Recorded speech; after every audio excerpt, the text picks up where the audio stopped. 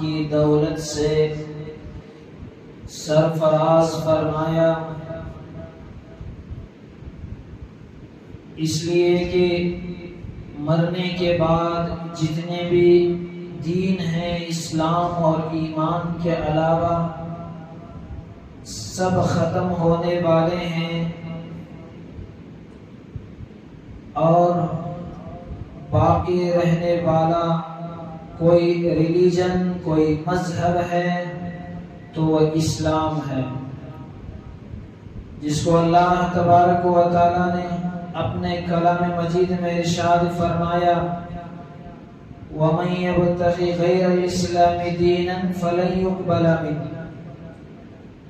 قیامت کے دن اسلام کے علاوہ کسی اور چیز کو لے کر آئیں گے، کسی اور مذہب کو، عیسائیت کو، یہودیت کو، نصرانیت کو، بت پرستی کو، کمیونزم کو، دہریت کو، وہ کوئی نہیں چلے گا،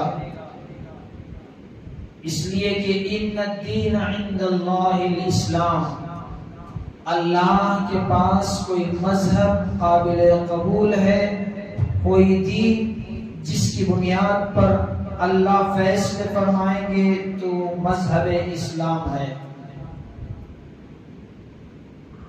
اور اللہ تبارک و تعالی نے ہم سب کو مذہب اسلام دیا، تو اس میں اللہ تعالی کا شکر ادا کرنا چاہیے،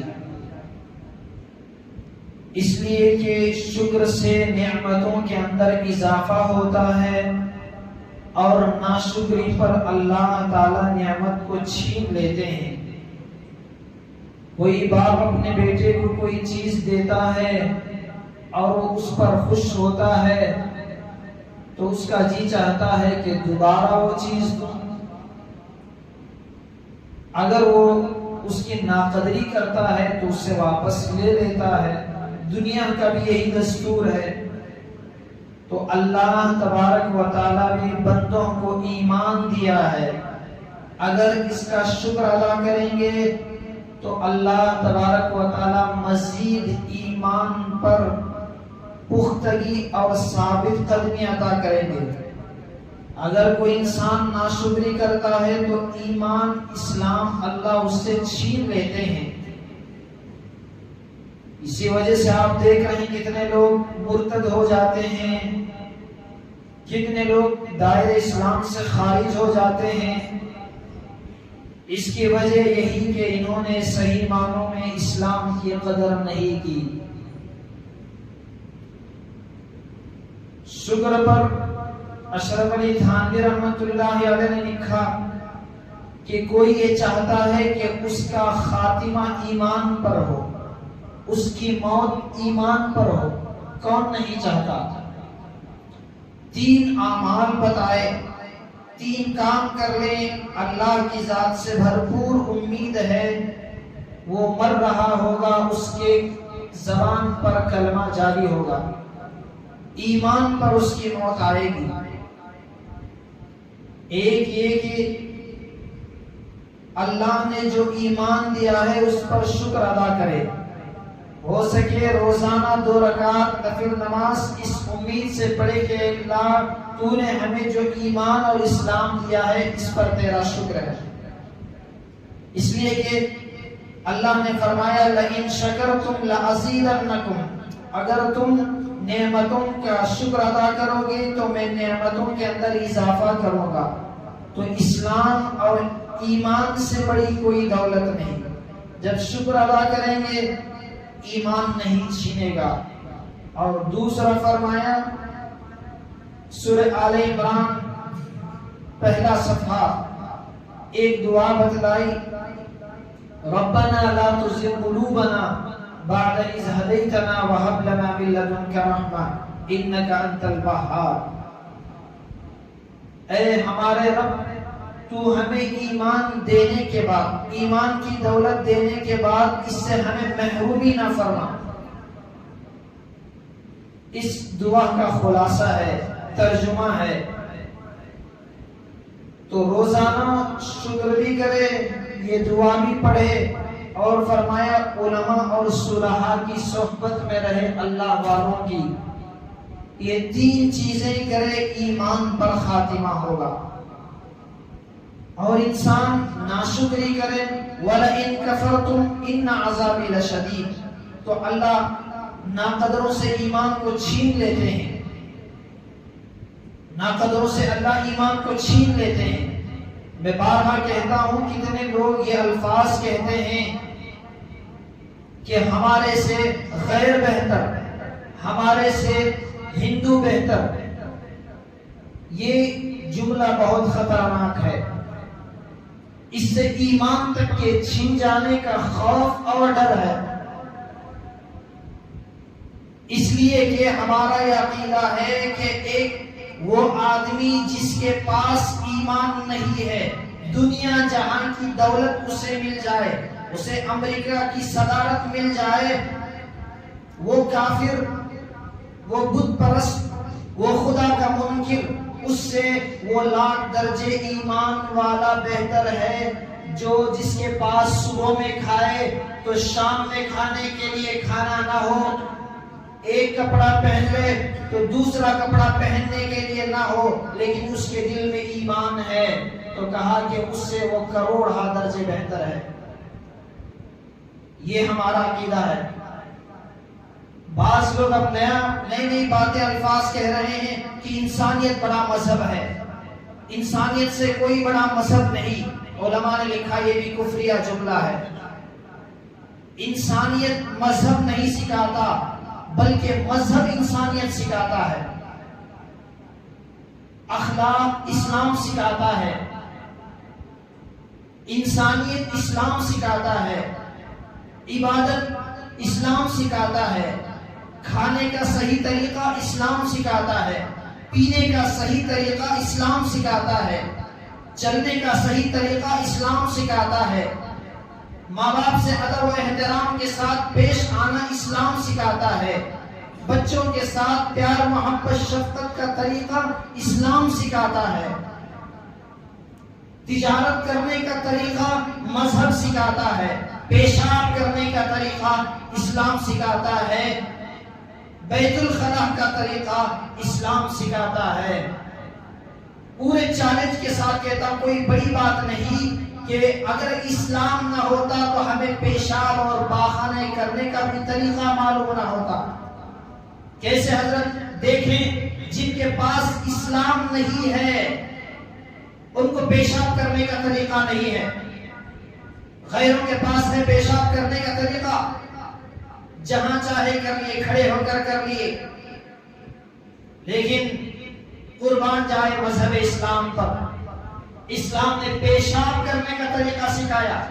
لا تستقبلوا القبلة ولا تستدبروها، پیشاب کرو تو قبلے کی طرف نہ رخ کرو نہ پیٹ کرو. پیشاب کرتے ہوئے سر ڈھانپ کر جاؤ، پیشاب کرتے ہوئے بیت الخلاء کو جاتے ہوئے بایاں پاؤں پہلے رکھ کر جاؤ، باہر آتے ہوئے سیدھا پیر باہر رکھ کر آؤ کہ دعا پڑھ کر جاؤ، دعا پڑھ کے آؤ. پیشاب بھی ایک اللہ کی بڑی نعمت ہے. کوئی انسان پیشاب کر کے، پیشاب پانی پی کر پیشاب کر لیتا ہے تو یہ بھی اللہ کی بڑی نعمت ہے. وہ نعمت آج سمجھنے کے لیے کڈنی اور ڈیالیسس کے بیماروں کو پوچھ کر دیکھیں کہ ڈاکٹروں نے کہہ دیا گردے فیل ہو گئے ہیں کہ تم 1-2 گلاس سے زیادہ دن میں پانی نہیں پی سکتے، اور جو بھی پانی پیے گی وہ پیشاب میں نہیں آئے گا، تمہیں پیپ کے ذریعے سے خالی پیشاب نکالنے کے پیسے لگ رہے ہیں. اس پر بھی شکر ادا کرو. تو بہرحال اسلام کا ہم پر احسان ہے کہ اسلام نہ ہوتا تو پیشاب پاخانے کا طریقہ ہم پر نہ ہوتا. اگر یقین نہ آئے تو دیکھ لو، جن کے پاس مذہب اسلام نہیں ہے ان کے پاس پیشاب کرنے کا طریقہ بھی نہیں ہے، غسل جنابت کا طریقہ نہیں ہے.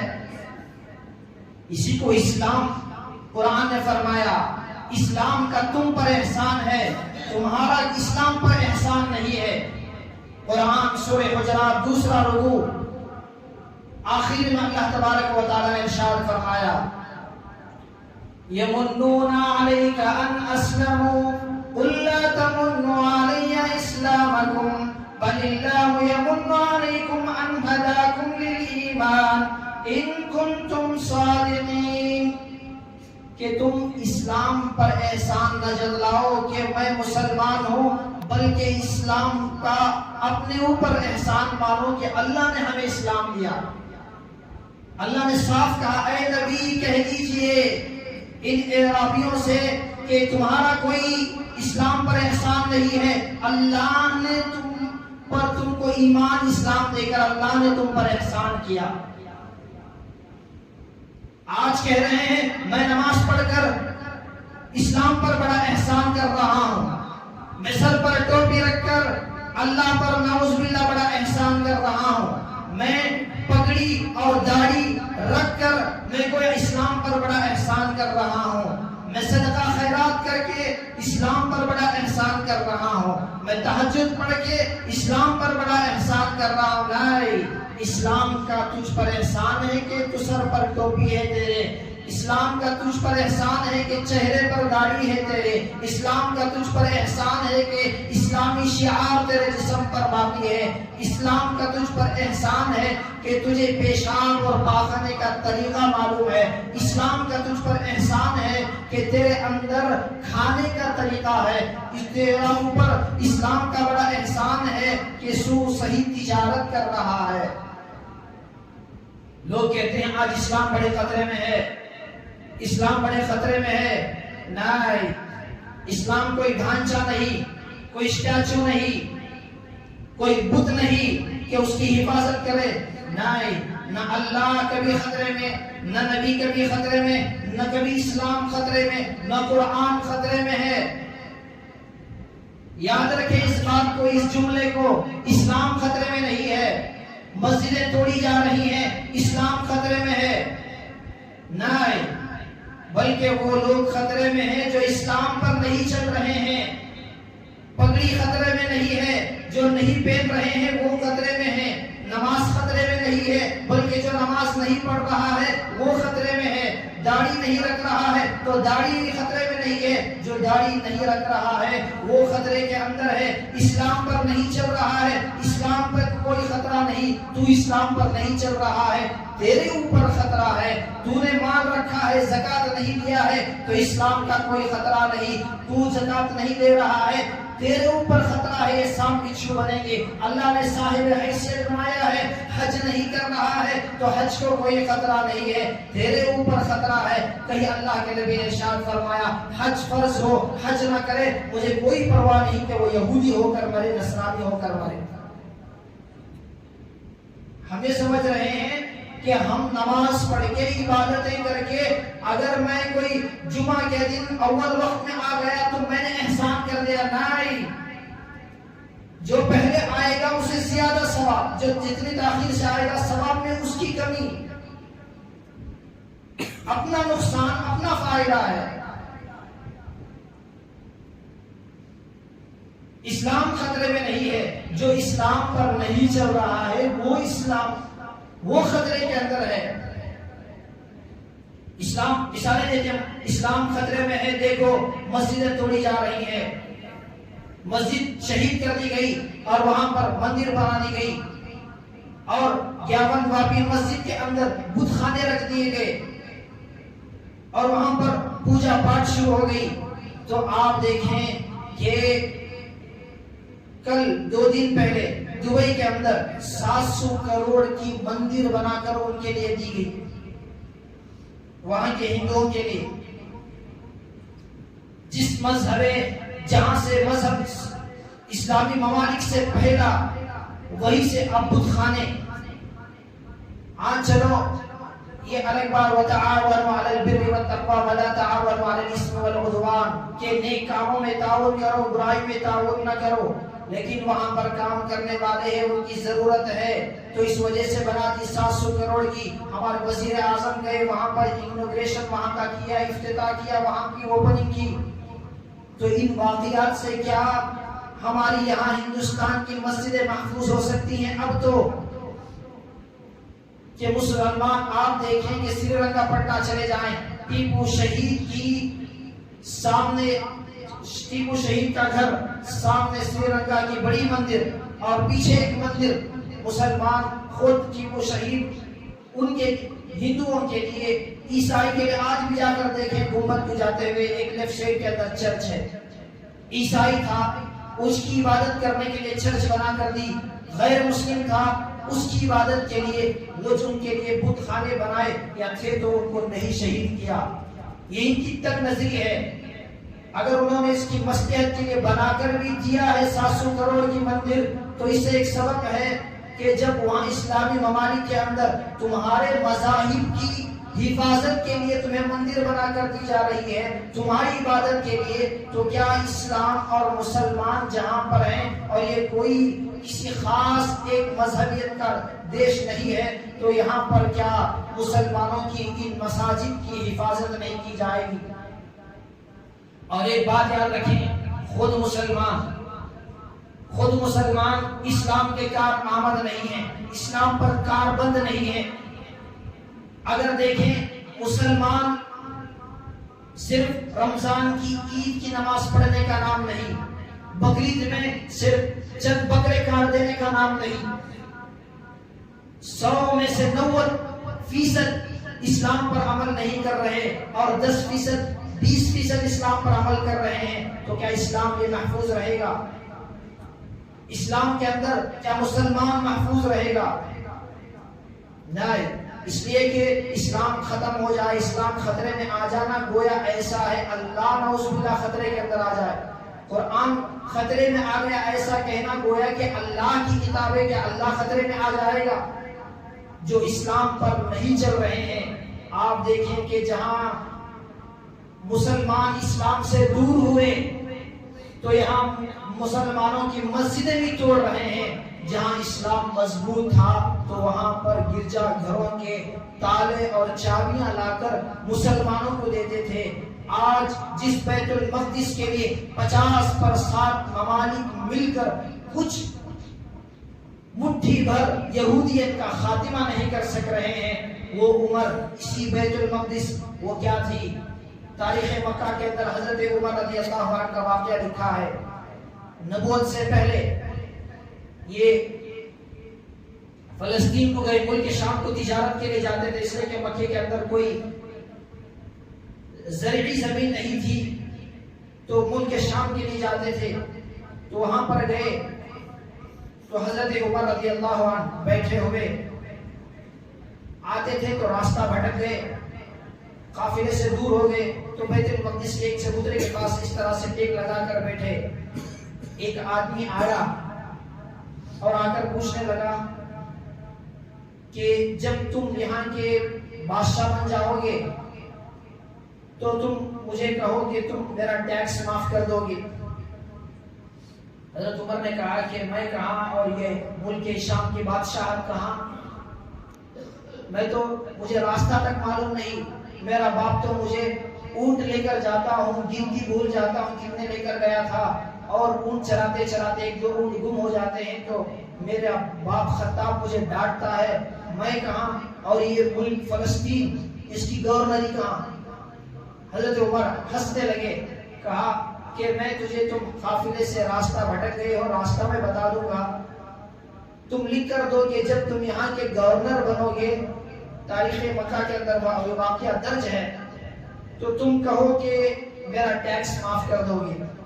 اس نے جان چھڑانے کے لیے حضرت عمر رضی اللہ عنہ سے لکھ کر دے دیا.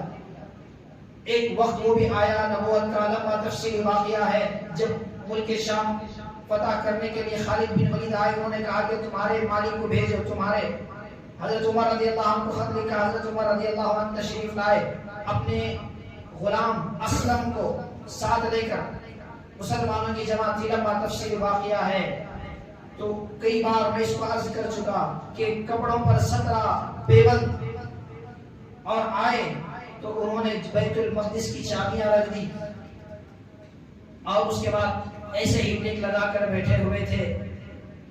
تو ایک بوڑھا آیا 2 آدمیوں کے سہارے سے, آ کر کہنے لگا کہ تم وہی عمر ہو جو پہلے یہاں پر آئے تھے اور راستہ بھٹک گئے تھے. اس لیے کہ سال گزر گئے تھے, 30-40 سال کا عرصہ. تو حضرت عمر کو ایک شاک ہوا کہ یہ بات پہلے سنی لگتی ہے. کہا کہ ہاں میں عمر ہوں، تم خطاب کے بیٹے ہو؟ کہا ہاں۔ کیا تم جو آخر نبی ہے اس کے خلیفہ ہو؟ کہا کہ ہاں۔ کیا تم نے بیت المقدس کو فتح کر لیا؟ کہ ہاں۔ تو اس کے بعد اس نے وہ پرچہ دکھایا جس کے اندر لکھا ہوا تھا کہ جب تم یہاں کے گورنر بنو گے تو میرا یہاں پر ٹیکس معاف کر دو گے۔ انہوں نے اس بوڑھے نے دکھایا تو اس کے بعد حضرت عمر کے آنکھوں میں آنسو۔ یہ تھے اسلام کا احسان۔ عمر کا احسان اسلام پر نہیں، اسلام کا احسان عمر پر۔ عمر کا احسان رسول اللہ پر نہیں، رسول اللہ کا احسان عمر پر۔ قرآن پر حضرت عمر کا احسان نہیں، قرآن کا احسان عمر پر۔ عمر کا احسان اللہ پر نہیں، اللہ کا احسان عمر پر۔ رونے لگے اور کہا کہ خود نہ تھے جو راہ پر اوروں کے ہاتھی بن گئے، وہ کیا نظر تھی جس نے مردوں کو مسیحا کر دیا، وہ تھی رسول اللہ صلی اللہ علیہ وسلم کی ذات۔ لیکن خود ہم اپنے اسلام اور اپنے مذہب اور اپنے طور طریقے، ہمارا کیا مذہب اور ہماری کیا قدر ہے اللہ کے پاس، خود ہم نہیں سمجھ رہے اور غیروں کے طریقوں کو اپنا رہے ہیں اور غیروں کی تعریفیں ہم کر رہے ہیں۔ اس سے بچے کہ اس کی بات آخر میں کہہ کر بات ختم کروں کہ ایک آدمی گھوڑا جو اس کا بہت نافرمان تھا تو سرکش تھا، تو وہ لے گیا، کہا کہ اسے بیچ دو مارکیٹ کے اندر۔ وہ گھوڑا بکانے والا اس کی اتنی تعریفیں کرنے لگا، اس نے کہا کہ اچھا اس کے اندر اتنی کوالٹیاں ہیں، لاؤ میں اسے لے کر چلے جاتا ہوں۔ یہ حال ہے کہ خود ہمارا حال قرآن کے اندر اسلام کا، مسلمانوں کی کیفیت قرآن کے اندر بیان کی گئی ہے، لیکن ہمیں خود اس کا پتہ نہیں ہے۔ اللہ تبارک و تعالیٰ سے دعا ہے کہ اللہ تبارک و تعالیٰ ہم سب کو بھی اپنے ایمان اور اسلام کی اللہ تعالیٰ قدردانی کی توفیق عطا فرمائے۔